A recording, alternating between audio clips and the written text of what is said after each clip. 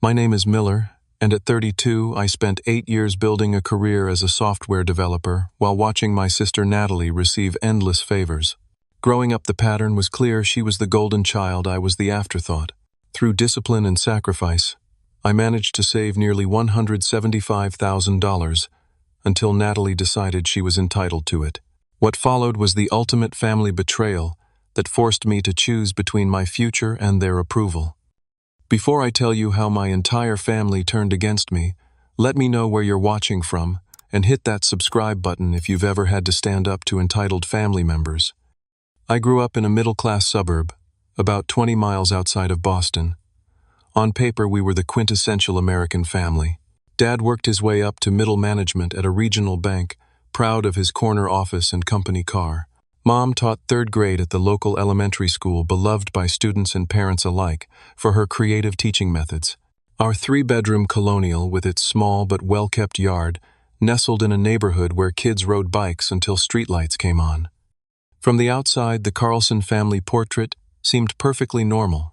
2 working parents, 2 kids, 1 dog named Rusty, and backyard barbecues on summer weekends.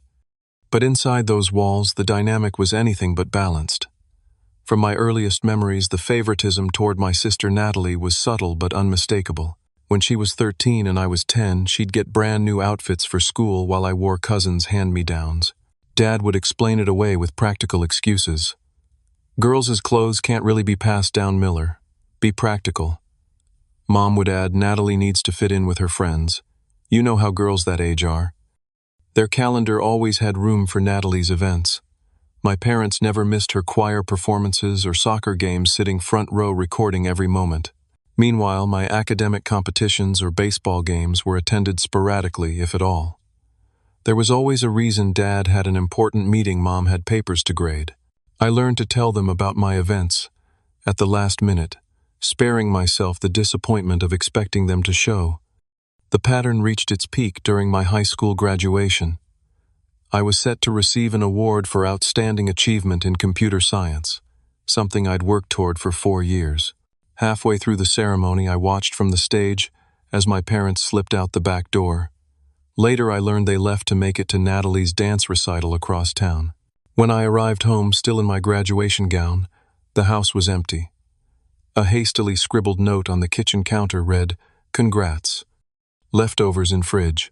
Had to take Nat to celebration dinner with her dance friends. Don't wait up." That night shaped me more than they'll ever know.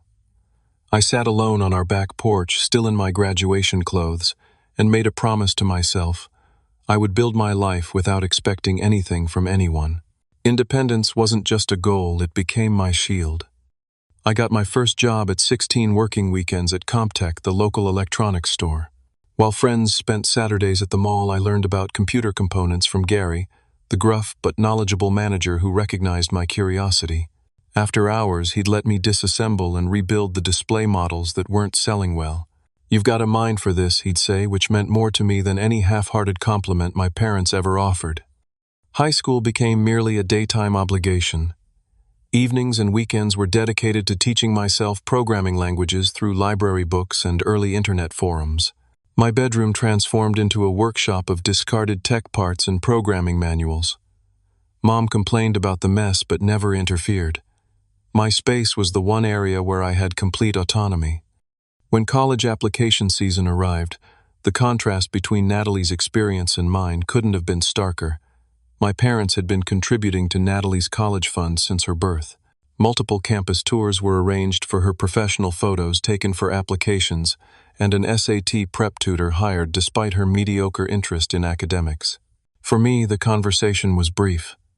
State University has a decent computer program, and you can live at home to save money.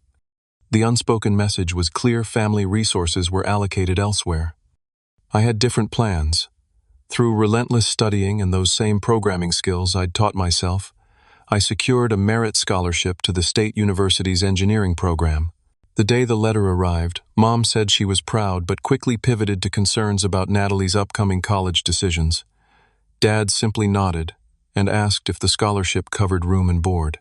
It didn't, but I'd already calculated exactly how many hours I'd need to work to afford a shared apartment near campus.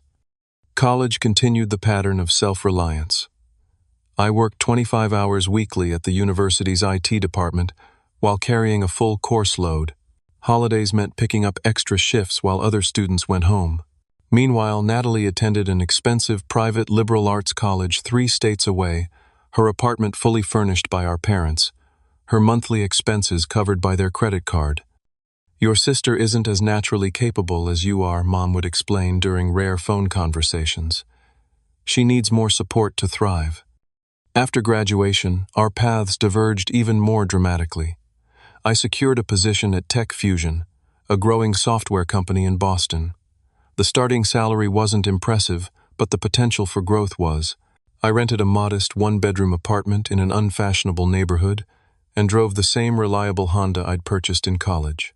Every paycheck was meticulously allocated Necessities Emergency Fund retirement account and my steadily growing savings. Natalie's post-college journey resembled an expensive game of career hopscotch. First came her marketing coordinator position at a fashion magazine, which she quit after 6 months because her boss was suffocating her creativity. Then our parents paid for her to attend an interior design program, which she abandoned halfway through, after deciding it wasn't her passion after all. A brief stint in pharmaceutical sales ended when she couldn't meet the quarterly targets. Now she worked at a boutique real estate firm, a job she'd held for almost 11 months, her longest employment stretch to date. While she cycled through careers and apartments, I maintained course. My lifestyle remained modest, despite promotions and salary increases. My apartment was functional rather than fashionable. My wardrobe consisted of basics that wouldn't raise eyebrows at the office, but wouldn't turn heads either. The only luxury I allowed myself was an annual hiking trip to national parks, where I'd disconnect completely for a week. Colleagues occasionally ribbed me about my frugal habits, but I had a spreadsheet they didn't see, one that tracked my investments, savings, and projected timeline to financial independence. My ultimate goal wasn't flashy cars or designer labels. I dreamed of reaching a point where I could start my own software consultancy or fund a tech startup without investors controlling my vision, maybe even retire early and travel extensively, freedom that required capital and discipline now. Family gatherings became exercises in deflection. Dad would inquire about my work with vague interest, his attention perking only when discussing potential salary increases. "Still at the same company, huh? No ambition to move up to one of those big tech firms. The money's much better." He never quite understood that stability and long-term growth at a company that respected work-life balance aligned perfectly with my financial strategy. Mom would survey my practical clothing and haircut with slight disappointment, occasionally suggesting I live a little or wondering aloud if I was dating anyone who might bring some excitement into my life. The suggestion that my methodical approach to life indicated something lacking rather than a deliberate choice was a constant undercurrent. Natalie's approach to my financial discipline evolved from dismissive to entitled as years passed. Initially, she'd joke about me being cheap or boring. Later, she began dropping hints about helping family whenever she faced financial shortfalls. Small loans requested became larger ones expected. $100 for unexpected car repairs became $500 for rent when she decided to take an unpaid week off work. The repayment time frame stretched from next week to when things settled down to simply not mentioned at all. I maintained careful boundaries, occasionally helping with truly essential expenses, but refusing to fund lifestyle choices that exceeded her income. Each refusal was met with increasing emotional manipulation, tears, accusations of selfishness, reminders of how our parents had always helped her. "That's different," she'd argue when I pointed out the inequality. "They're our parents. That's what parents do." What she really meant was, "That's what parents do for you, what siblings do for me." The pattern continued for years, creating a tense but manageable dynamic. Then came the Sunday dinner that would ultimately shatter our family and change the trajectory of my life forever. April in New England brings unpredictable weather, and that particular Sunday featured unseasonable warmth that had neighbors optimistically setting up patio furniture. I rarely visited my parents' home anymore, limiting family interactions to major holidays and occasional Sunday dinners, when the guilt of declining too many invitations outweighed my desire for peaceful solitude. That evening I arrived at the familiar Colonial with a bottle of Mom's preferred white wine and the resignation of someone preparing for an unavoidable social obligation. The house smelled of pot roast and lemon furniture polish. Mom's traditional Sunday dinner preparation ritual hadn't changed in 20 years. Dad was stationed in his recliner watching golf, with the practiced concentration of someone avoiding household chores. He glanced up briefly when I entered. "Miller, you're early for once." Not a question, not quite a greeting, just an observation with the faintest hint of surprise. Mom emerged from the kitchen, wiping hands on her apron, her teacher's smile firmly in place. "There's my busy boy. I was just about to call and make sure you remembered." She accepted the wine with exaggerated gratitude, as though I'd presented her with a rare vintage instead of her regular $12 Chardonnay from the grocery store. Dinner conversation followed the usual pattern. Dad inquired about my job with the vague interest of someone discussing a distant acquaintance's hobby. "Still fixing computer problems for the same company," he asked between bites of roast beef. "Creating software solutions." I corrected gently, the same clarification I'd offered countless times. "And yes, Tech Fusion is doing well. We just landed a major healthcare client that should keep us busy through next year." "Computers," Dad nodded sagely, as though summarizing a complex concept. "Good steady work, I suppose. Not exciting, but steady." Mom redirected with practiced diplomacy. "I ran into Margaret Wilson at the grocery store. You remember her taught music at my school. Her son works at one of those big tech companies now. What's it called? Goggle." "Google, Mom." "Yes, that's it. Apparently they have massage chairs and free lunch every day. Do you have anything like that at your company?" Before I could explain that perks like massage chairs often compensated for grueling hours and burnout-inducing expectations, the front door swung open with dramatic force. Natalie breezed in 45 minutes late, carrying nothing but radiating excitement, like she'd brought the most precious gift of all her presents. "Sorry I'm late," she announced without sounding remotely apologetic. "You would not believe the day I've had." She air-kissed Mom, high-fived Dad, and gave me a distracted wave before dropping into her chair at the table. "I need wine immediately. I have the biggest news." Mom scrambled to pour her a glass while Dad leaned forward with genuine interest that had been notably absent during my career update. I recognized the family choreography. Natalie's entrance always reset the energy of any room, placing her at its center. "I found it," Natalie declared after a theatrical sip of wine. "The absolute perfect house." "A house for a client?" Mom asked. Natalie laughed as though Mom had said something adorably naive. "No, for me. It's in Brookline, this gorgeous colonial revival with original hardwood floors and a sunroom that would be perfect for morning yoga. 3 bedrooms, 2.5 baths, and the kitchen." She clutched her heart dramatically.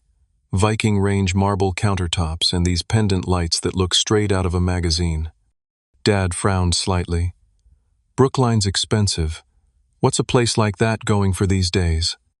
$795,000, Natalie replied casually, as though discussing the price of a dinner entree rather than a sum that would take most people decades to accumulate.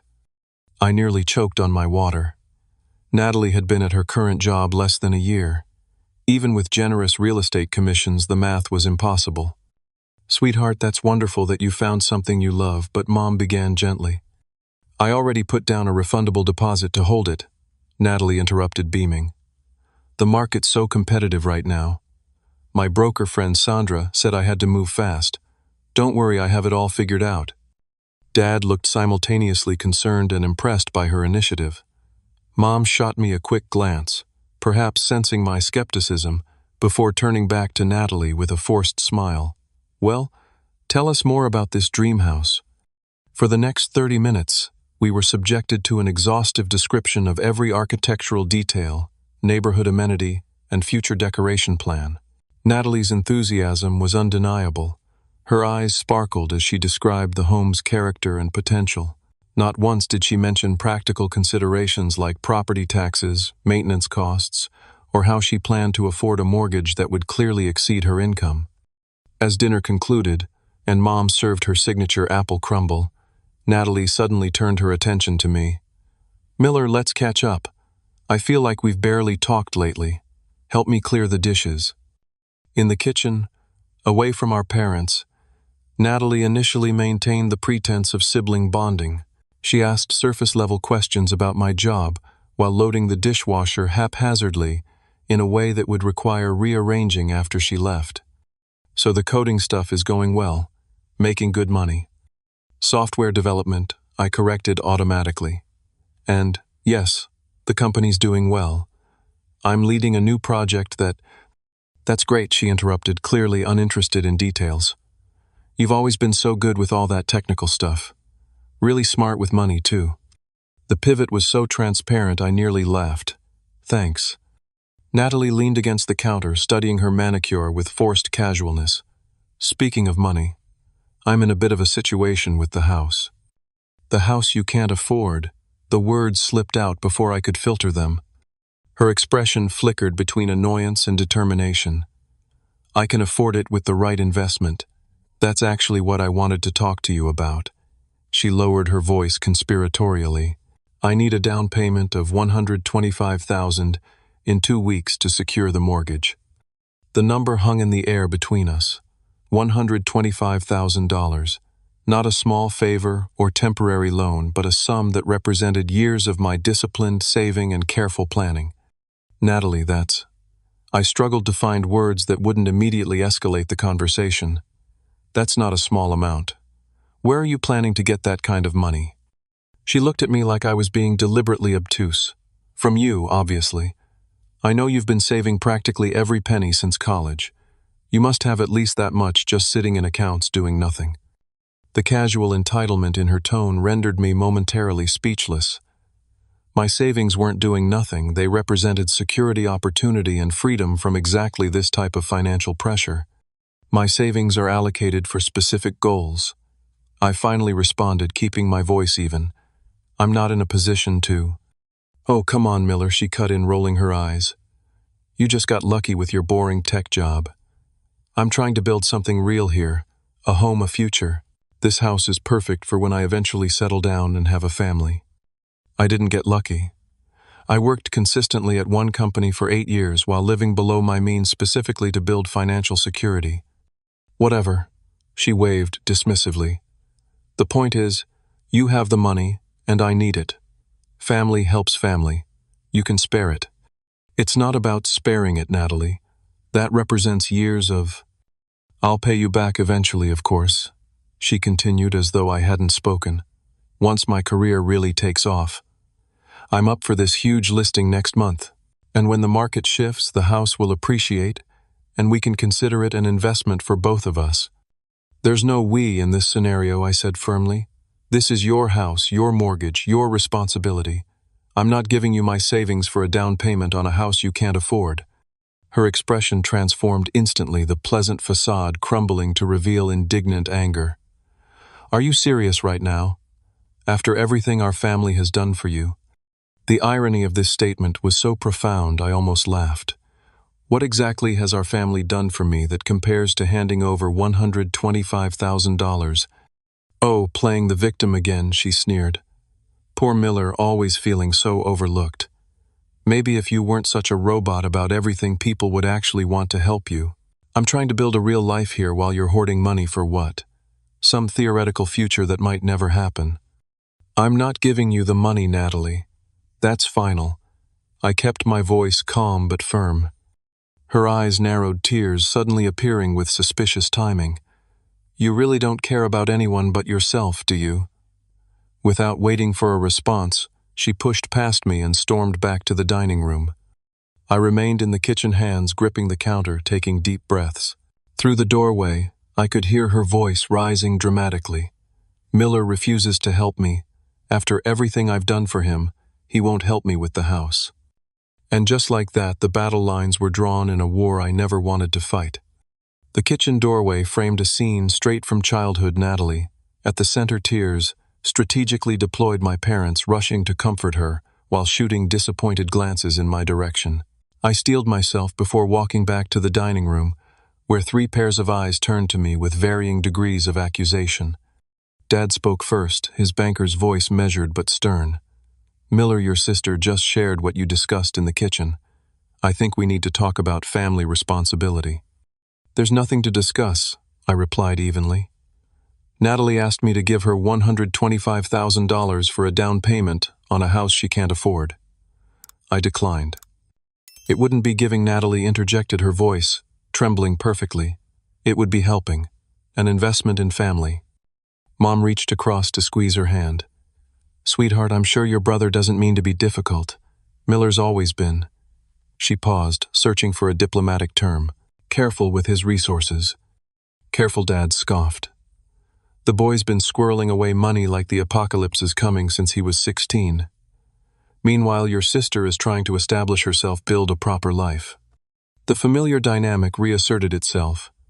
My practical concerns dismissed Natalie's impulsive decisions, rationalized. I maintained my composure, though my pulse hammered in my temples.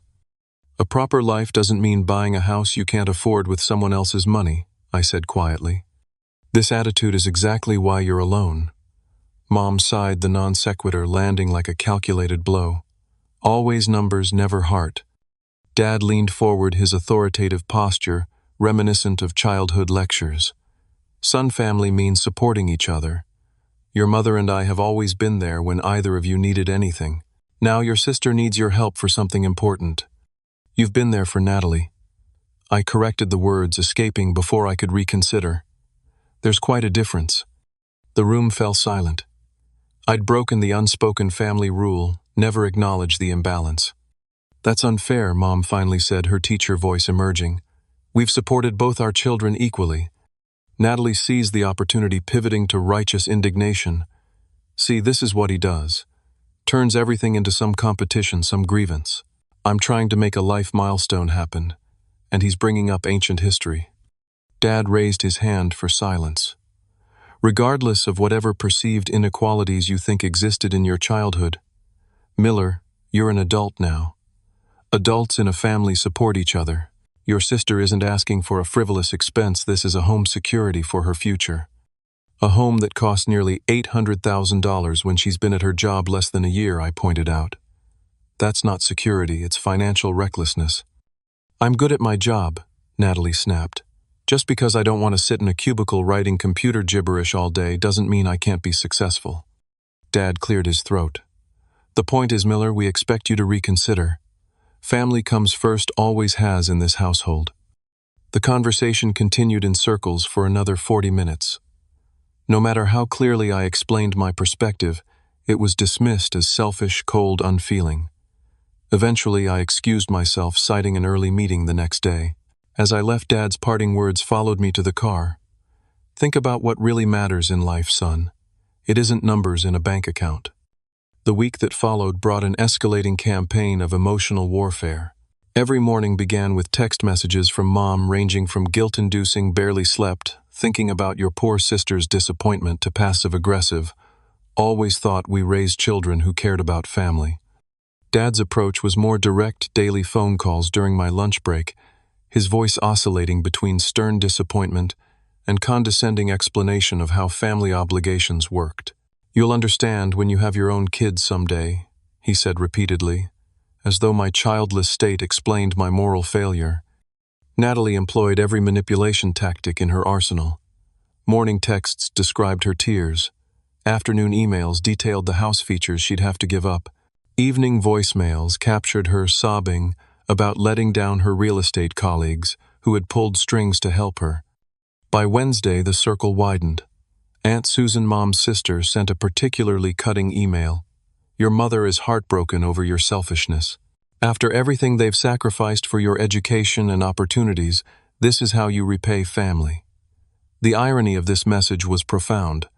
My education had been largely self-funded through scholarships and work, unlike Natalie's fully parent-supported college experience. Cousin Mark, who I'd spoken to maybe 3 times in the past decade, suddenly texted, "Dude, help your sister out." Family first, right? Uncle Peter, Dad's brother, and a successful contractor, called to talk some sense into me despite having filed for bankruptcy twice due to his own financial mismanagement. The constant barrage affected my work performance. Marcus, my team lead and mentor figure for the past 5 years, noticed my distraction during an important client meeting. "You coding with half your brain today, Miller?" he asked afterward, his tone concerned rather than accusatory. "Not like you to miss implementation details." In his office, with the door closed, the whole story tumbled out: Natalie's demand, my parents' pressure, the extended family's coordinated guilt campaign. Marcus listened without interrupting his expression, shifting from surprise to understanding. "Family dynamics are complicated," he said when I finished. "But financial boundaries aren't. You worked hard for that money. It represents your choices, your priorities. They're making me feel like I'm crazy for not wanting to hand over nearly all my savings." Marcus leaned back in his chair. "Let me ask you this. If you gave her the money, what happens 6 months from now when she can't make the mortgage payments, or when the property taxes come due, or when the roof needs replacing?" The questions crystallized my unspoken fears. This wouldn't be a one-time sacrifice, but the first withdrawal in a lifetime of financial obligations. "You know," Marcus added casually, "we've got that satellite office opening in Berlin. They're struggling to staff senior developers with project management experience. International relocation package included.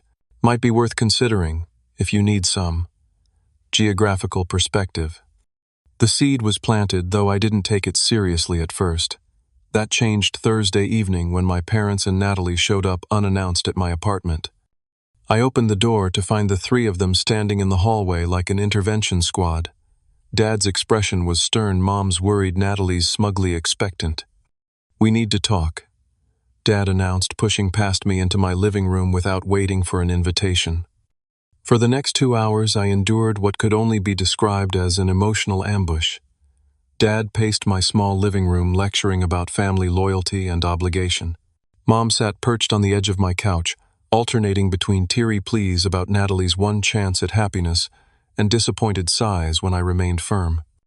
Natalie oscillated between dramatic vulnerability and barely concealed anger, her performance calibrated for our parents' presence.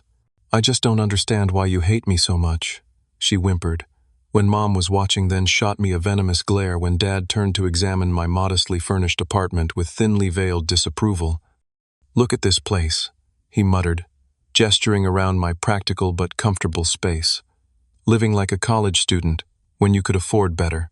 What's the point of having money if not to live well or help family?" The breaking point came when Dad issued what amounted to an ultimatum. "You need to decide if you're part of this family, Miller. Real family members show up when needed."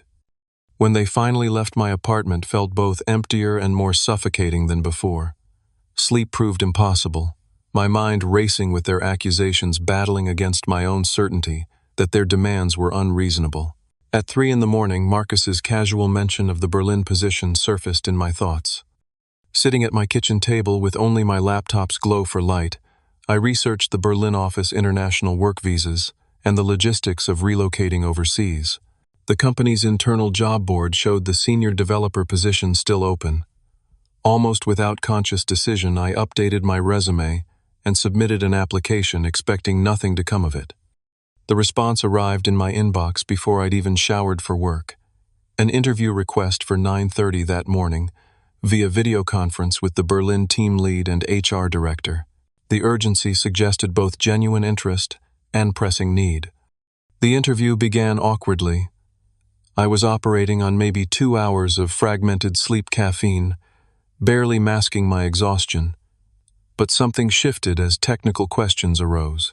Discussing coding challenges and system architecture provided a welcome escape from family drama. My brain engaged fully for the first time in days. "Your project management experience with healthcare clients is particularly interesting to us," said Klaus, the Berlin team lead. "We've just secured a major contract with a European medical systems provider." By interview's end, I felt a connection with these strangers that had been missing in recent interactions with my own family. They valued my expertise, respected my questions, and seemed genuinely excited about my potential contributions. "We'd like to make you an offer," Helena from HR said, surprising me with her directness. 30% salary increase from your current position, comprehensive relocation package, and expedited visa sponsorship. Our project timeline is aggressive. We'd need your decision within 48 hours. The offer was unexpected but oddly perfect. Part of me recognized I was contemplating a major life decision partly to escape family pressure, but the opportunity itself was legitimate and compelling. I promised to consider it carefully and ended the call. Throughout the workday, I weighed my options. Staying meant continued family pressure and potentially irreparable damage to relationships. Leaving meant a clean break, new professional challenges, and physical distance from toxic dynamics. By evening, my mind was mostly made up, but I felt I owed my parents one final conversation, not for permission, but for closure. I arrived at their house Friday evening with a clear purpose. This wouldn't be an argument or negotiation, simply an explanation of my decision. Natalie's car in the driveway was an unwelcome surprise. I'd hoped to speak with just my parents. Mom answered the door with visible relief. "Miller, I knew you'd come around. Come in, we were just discussing financing options." The presumption that my presence indicated surrender ignited a quiet anger I carefully controlled. In the living room, Dad and Natalie sat surrounded by papers, mortgage calculators, real estate listings, and what appeared to be a draft agreement of some kind. "I'm not here about the money," I began, remaining standing. "While they all Saturday, I wanted to let you know I've been offered a position at my company's Berlin office. I'm strongly considering accepting." The stunned silence was briefly satisfying. "Berlin? As in Germany?" Mom finally asked. "That's typically where Berlin is located, yes." The uncharacteristic sarcasm slipped out. Dad recovered quickly, his expression hardening. "Running away from family obligations, then. Typical." "I'm pursuing a career opportunity," I corrected. "One that offers substantial advancement and international experience." Natalie scoffed. "Convenient timing. The moment you're asked to actually help someone besides yourself, you're fleeing the country." "This isn't about you, Natalie. Not everything is." "Of course it's about me," she exploded, mask slipping completely. "You're doing this specifically to avoid helping me." "The Berlin position has been open for months." I lied slightly.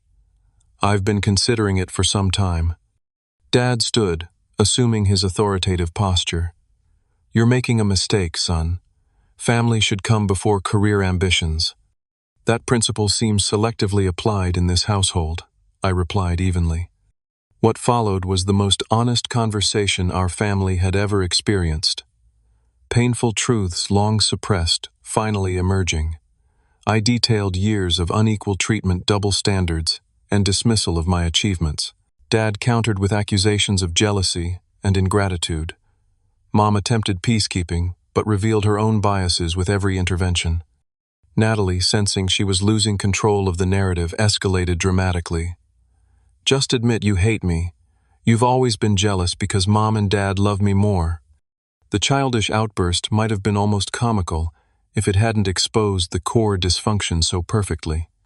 "I don't hate you, Natalie, but I don't trust you with my financial future." "You don't need all that money," she nearly screamed. "You live like a monk anyway. What are you saving for that's so important?"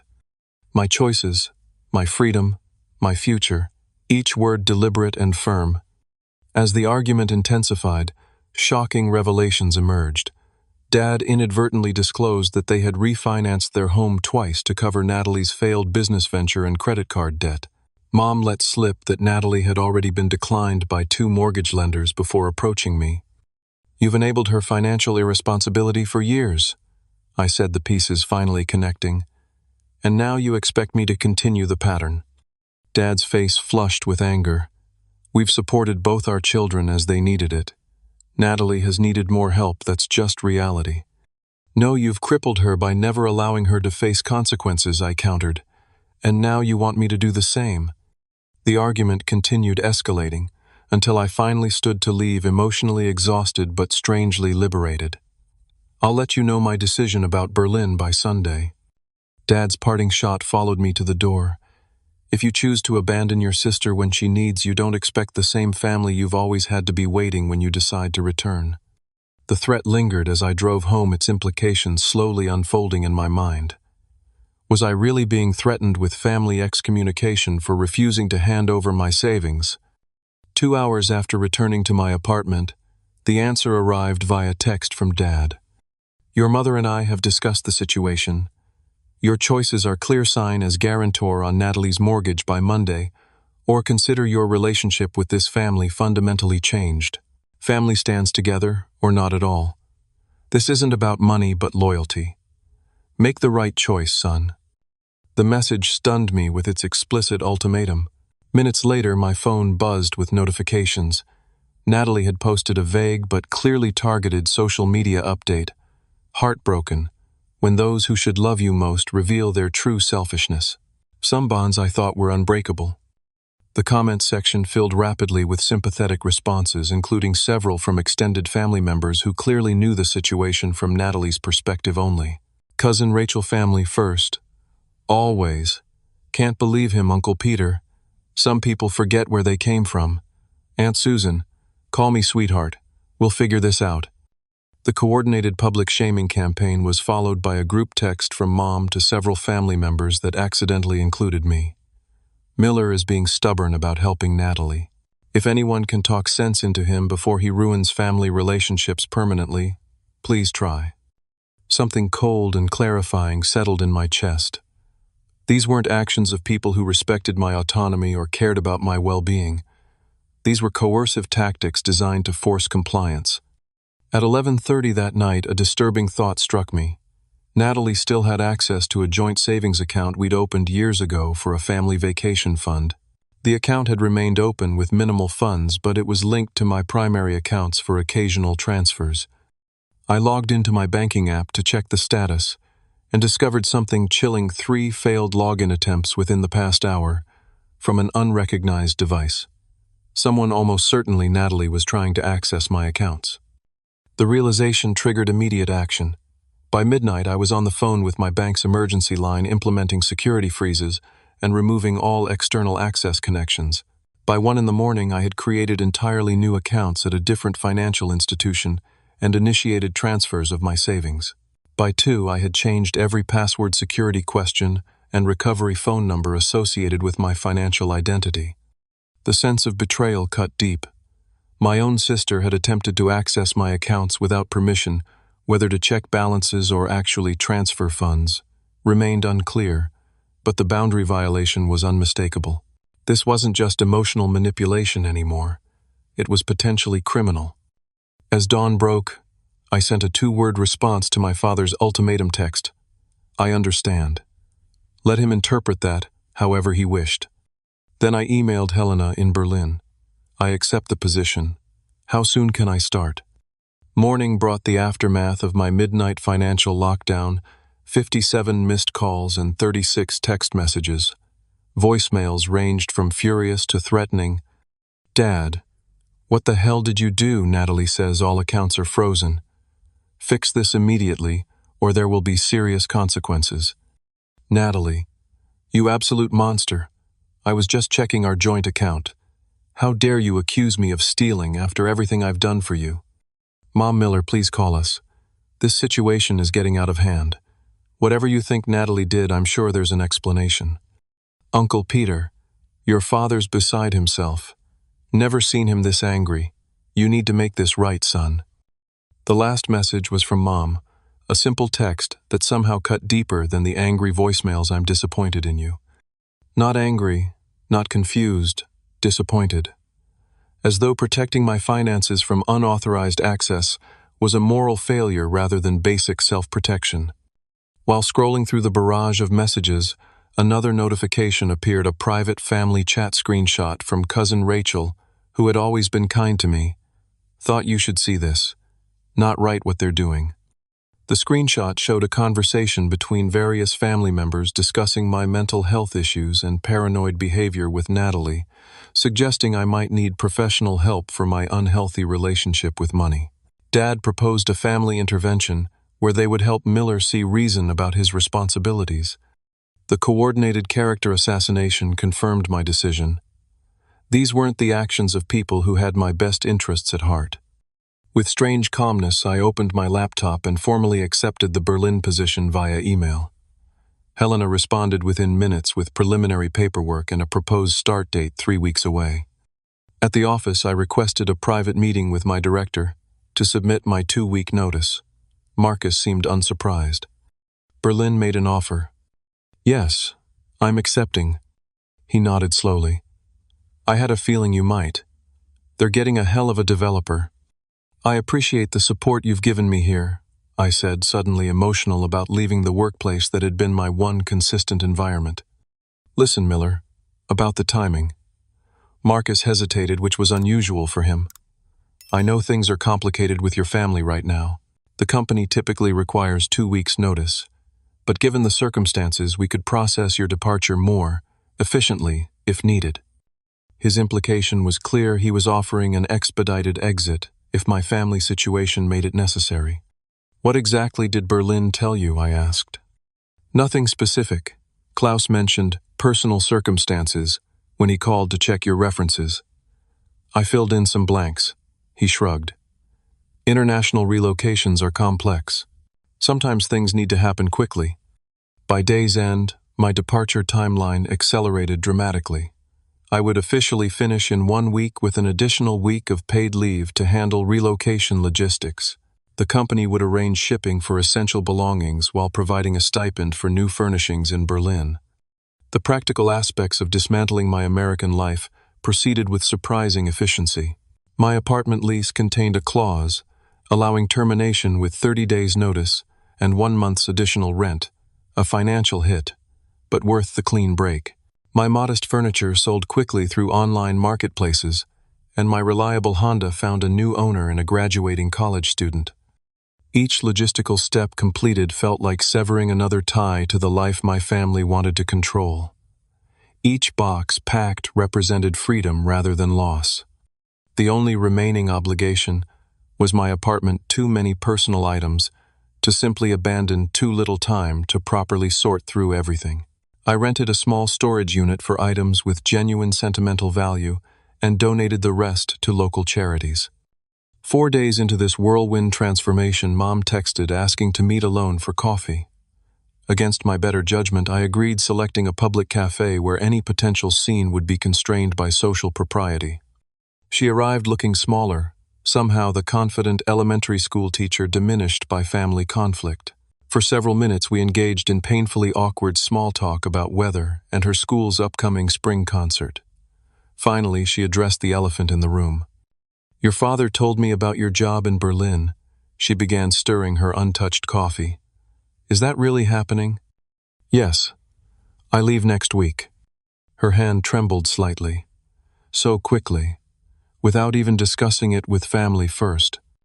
Recent events suggested family discussions had become one-sided affairs. She winced, but didn't argue the point.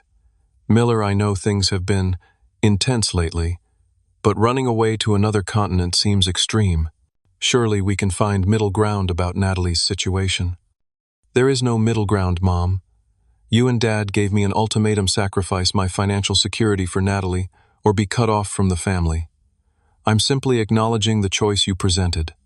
We never wanted it to come to this, she insisted, tears forming. We just want you to help your sister. Just this once. The phrase ignited something in me.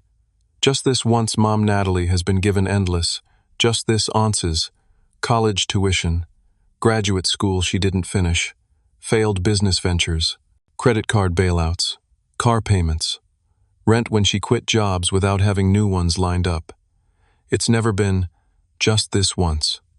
Mom looked genuinely surprised. How did you know about the credit cards? Dad mentioned the refinancing during our argument. It wasn't hard to connect dots. She sighed deeply. Your sister struggles in ways you don't.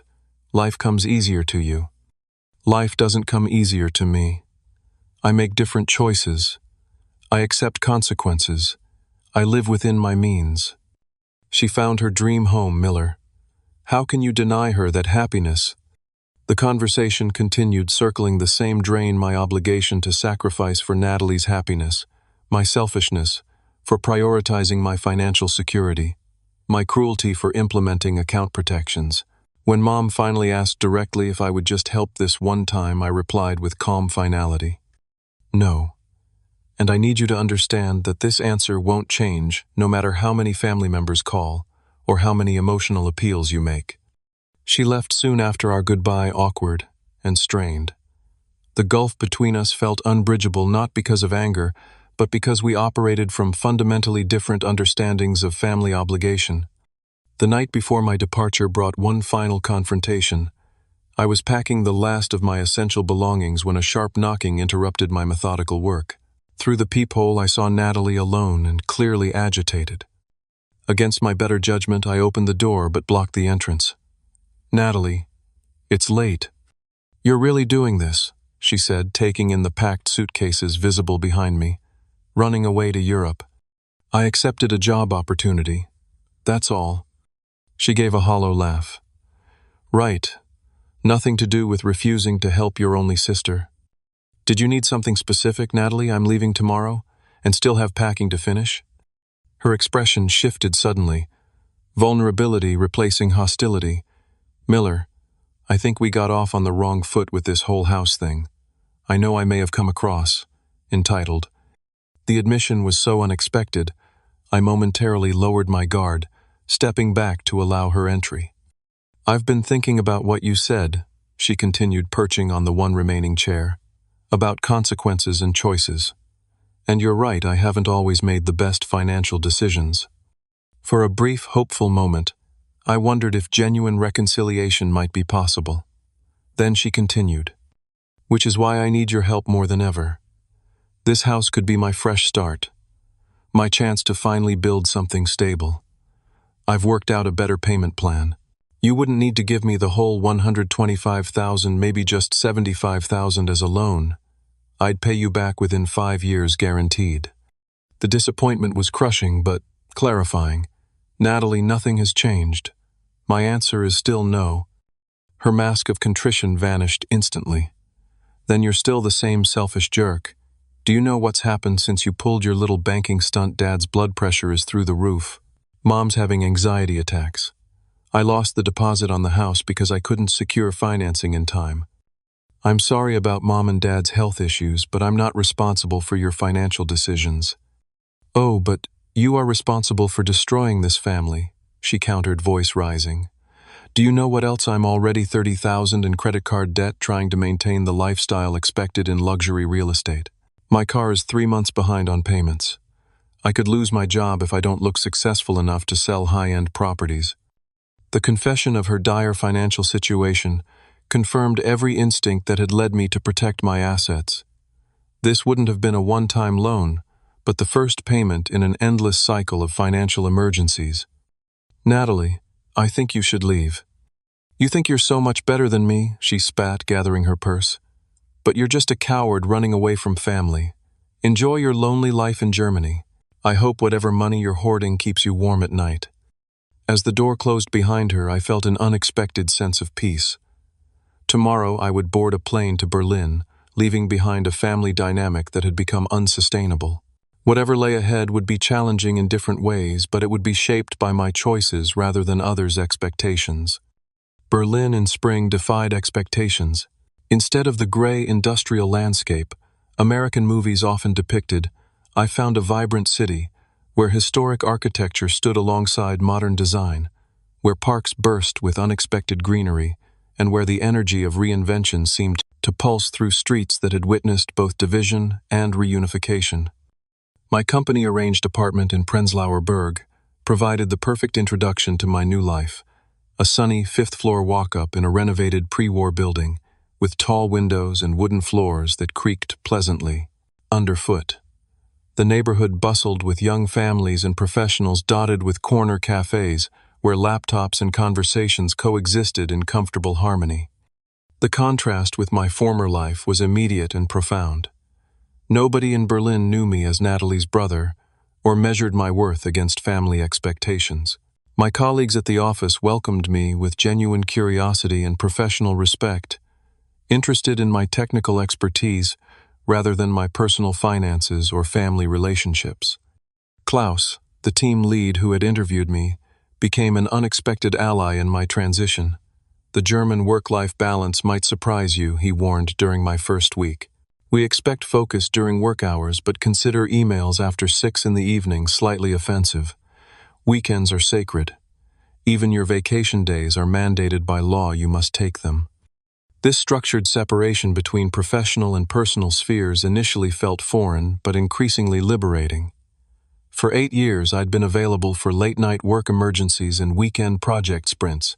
Now my evenings and weekends belonged entirely to me, time to explore my new city, attend language classes, and gradually process the family rupture I'd left behind. German language classes became my Tuesday and Thursday evening ritual. Struggling through unfamiliar grammar alongside fellow immigrants created an immediate bond of shared vulnerability. My class included Sophia from Greece, Matteo from Spain, Jun from South Korea, and Aisha from Nigeria, all professionals finding their way in a new culture, all starting from scratch with Guten Tag and Wie geht es Ihnen. "Your accent is very precise," Sophia commented after hearing me practice dialogue, "like you're programming the language." "Occupational hazard," I admitted. "I speak in code most days." These small connections based on common experience, rather than obligation, gradually formed the foundation of my first authentic friendships in years. Weekend coffee with classmates evolved into exploring museums together, then trying restaurants in different neighborhoods, then hiking excursions to nearby lakes and forests. 3 months into my Berlin life, my phone still occasionally lit up with messages from home. Mom sent weekly updates that carefully avoided mentioning Natalie or the house situation, focusing instead on neighborhood news and gentle inquiries about my new city. Dad remained silent, except for a terse birthday email containing only best wishes for the year ahead. Natalie alternated between angry accusations and manipulative appeals, each ignored, until they eventually tapered off. Through a mutual friend at Tech Fusion, I learned that Natalie had indeed lost the deposit on her dream house. Rather than accepting financial reality, she had apparently convinced my parents to co-sign a different, slightly less expensive property. The information came with an additional detail that validated my decision. The friend mentioned overhearing Natalie bragging to a colleague about her backup plan to have our parents refinance their home again if she couldn't make mortgage payments. This confirmation of what would have happened had I remained entangled in family finances coincided with my 6-month performance review at the Berlin office. Klaus and the department director presented unexpected news. My work integrating the healthcare client's systems had exceeded expectations, and they wanted to promote me to project leadership for the expanded European rollout. "Your technical skills we expected," Klaus explained. "Your ability to navigate cultural differences between German, French, and Swedish medical systems while maintaining consistent implementation that impressed us most." The promotion came with another salary increase and formal recognition at the quarterly all-hands meeting. As colleagues congratulated me afterward, Julia from the design team lingered to ask about the healthcare interface. "The user experience improvements were your work," she asked, her English precise, with a slight German accent. The visual hierarchy in the patient data dashboard is elegantly structured. Our professional discussion over coffee extended into dinner, then weekend museum visits, then a spontaneous day trip to Dresden. Julia's straightforward communication style and creative perspective provided both challenge and complement to my analytical approach. Unlike previous relationships where I'd carefully monitored spending to maintain savings goals, I found myself naturally relaxing financial boundaries to embrace experiences with her: weekend trips to Prague, concert tickets, outdoor cafe, afternoons that stretched into evening without calculating the efficiency of time spent. 6 months into my Berlin life, an unexpected email arrived from cousin Rachel. "Hope this finds you well. Thought you should know Natalie's missed 3 mortgage payments already. Your parents are covering them, but struggling. Nobody blames you, just thought you should have the facts." The information landed with complicated emotions: concern for my parents, vindication of my boundaries, sadness for the continuing pattern. After careful consideration, I sent Rachel a thank you for the update, but maintained my distance from the situation. That weekend, Julia and I hiked in Saxon Switzerland National Park, the distinctive sandstone formations providing perspective that transcended my family concerns. Standing atop Baste Bridge, looking across the Elbe River Valley, I experienced a moment of profound clarity. I hadn't just escaped a toxic situation. I had created space for an authentic life aligned with my values. "You seem far away, Julia," Observed her hand finding mine on the ancient stone railing. Just realizing how different my life is now, I admitted. In good ways. Different from Boston. Different from who I was in Boston, I clarified. I spent so many years defining myself by what I wasn't. Not irresponsible, not financially reckless, not demanding. I'm just starting to discover who I actually am, without those negative definitions. Julia nodded thoughtfully. This is why Germans have the concept of Fernweh, the longing for distant places. Sometimes we must travel far to find ourselves. As fall approached, another email arrived from an unexpected source, my father. The message was brief but significant. Miller, your mother had minor surgery last week. Nothing serious, just gallbladder removal. Recovery proceeding normally. Thought you should know. Insurance covered most costs, but deductible was substantial. Medical bills these days. Hope Berlin is treating you well. Dad. The subtle financial reference wasn't lost on me. The mention of medical bills contained an unstated request. After consideration, I responded with genuine concern about Mom's health-specific questions about her recovery and an offer to video chat when she felt up to it. I purposely avoided acknowledging the financial hint. Dad's reply came quickly. She's doing fine. Bills are manageable but tight with helping Natalie through rough patch. If you wanted to contribute to your mother's medical expenses, it would ease things. The direct request required a direct response. I sent a carefully worded reply, explaining that while I cared deeply about Mom's health, I couldn't financially support a household that continued enabling Natalie's irresponsible choices. I offered emotional support, regular calls, and a promise to visit when appropriate boundaries could be established. The response was predictably disappointed, but lacked the explosive anger of our previous interactions. Perhaps time and distance had tempered expectations, or perhaps the reality of Natalie's continuing financial dependence had provided perspective on my concerns. Whatever the reason, the exchange marked a subtle shift in our relationship, still damaged but evolving toward a new understanding based on mutual respect rather than compliance. It wasn't reconciliation, but it was movement in a healthier direction. The journey toward self-forgiveness began unexpectedly during a rainy November evening in my Berlin apartment. After a video call with Mom, our third since her surgery, I found myself overwhelmed by conflicting emotions and guilt for being thousands of miles away during her recovery, relief at establishing healthier boundaries, lingering anger about years, of favoritism and sadness for what our family relationship could have been. These tangled feelings manifested physically, a tight chest, shallow breathing, and a persistent sense of unease that affected my sleep and concentration. Julia noticed my distraction during dinner and gently suggested something I'd never considered. Have you thought about speaking with a therapist about your family situation? My initial resistance was automatic therapy, had always seemed like something for people with real problems, not family disagreements. But Julia's matter-of-fact approach normalized the idea. Most Germans I know have talked with a therapist at some point. It's just maintenance for the mind, like going to the dentist. 2 weeks later, I found myself in Dr. Bauman's comfortable office near Alexanderplatz, awkwardly explaining my family dynamic to a thoughtful woman with silver-framed glasses and a direct manner that somehow made vulnerability feel safe. Over subsequent sessions, patterns I'd never fully articulated emerged with painful clarity. Dr. Bauman introduced concepts like family systems theory and emotional parentification that provided framework for experiences I'd previously explained away or minimized. What you're describing has elements of financial abuse, she noted during our 4th session. Your sister and parents attempted to appropriate your resources without concern for your well-being or consent. Your decision to establish boundaries wasn't selfish, it was healthy self-preservation. These external validations gradually helped dismantle the guilt I'd carried across the Atlantic. The process wasn't linear. Some sessions left me angry at the years of manipulation I'd endured. Others brought grief for the supportive family I'd never truly had. But slowly, perspective emerged from the emotional fog. Forgiveness doesn't mean approving what happened, Dr. Bauman explained. It means releasing yourself from the burden of resentment. You can acknowledge the harm while choosing not to carry it forward. While rebuilding my internal landscape through therapy, my external world expanded in unexpected ways.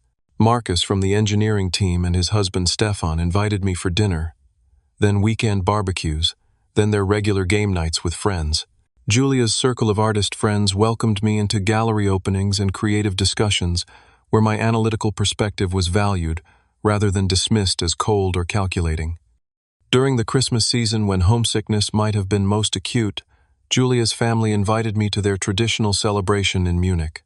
Her parents' warm welcome and genuine interest in my work and background provided a glimpse of what healthy family dynamics could look like: supportive, without being intrusive, loving, without keeping score.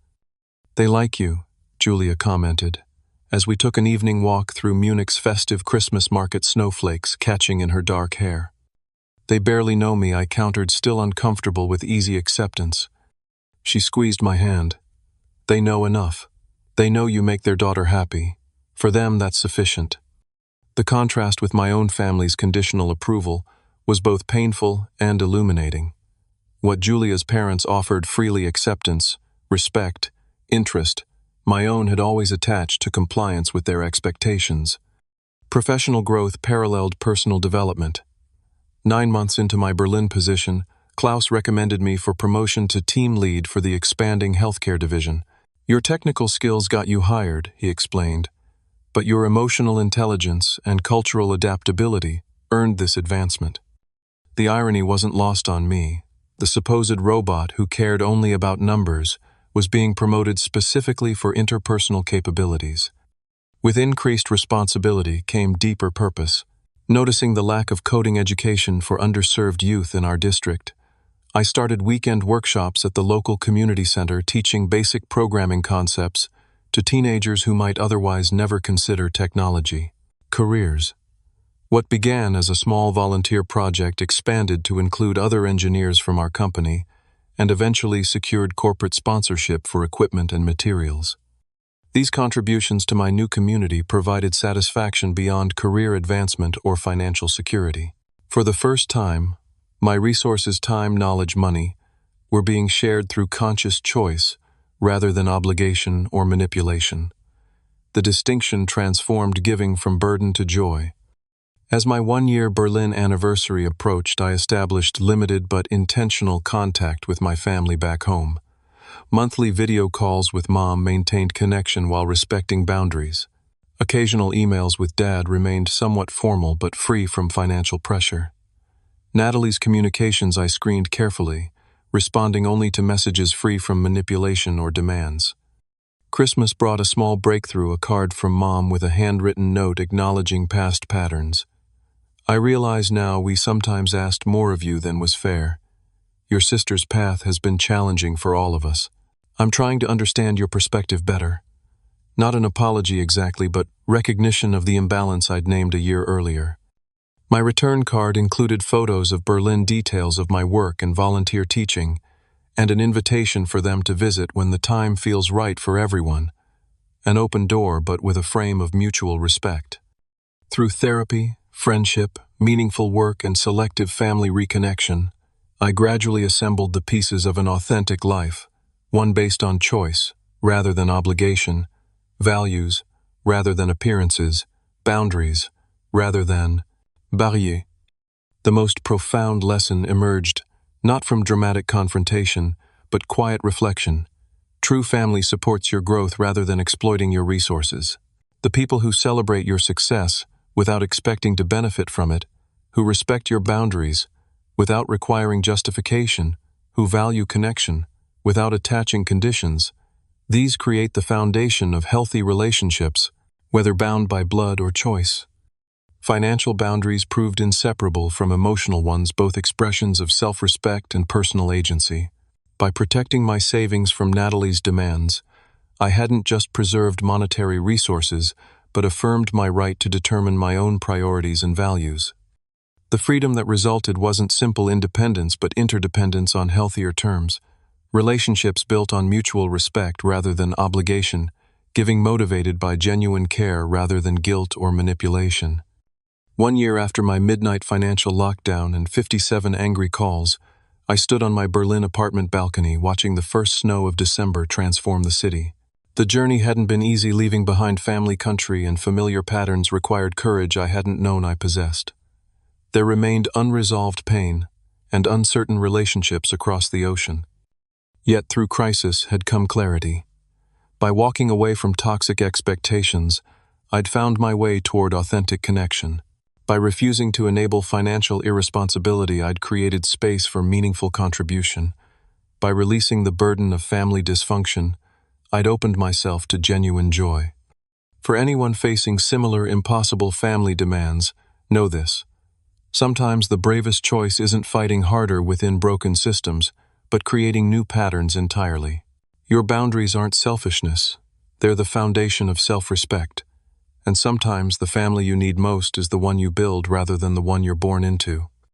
I'd love to hear your stories of standing up for your boundaries or creating distance from toxic situations. Has anyone else had to make the difficult choice between family expectations and personal well-being? Drop a comment below sharing your experience. Your story might help someone feeling alone in their struggle. If this resonated with you, please hit that like button and subscribe to hear more real-life experiences. Thank you for listening, and remember, choosing yourself isn't selfish. It's sometimes the most courageous thing you can do.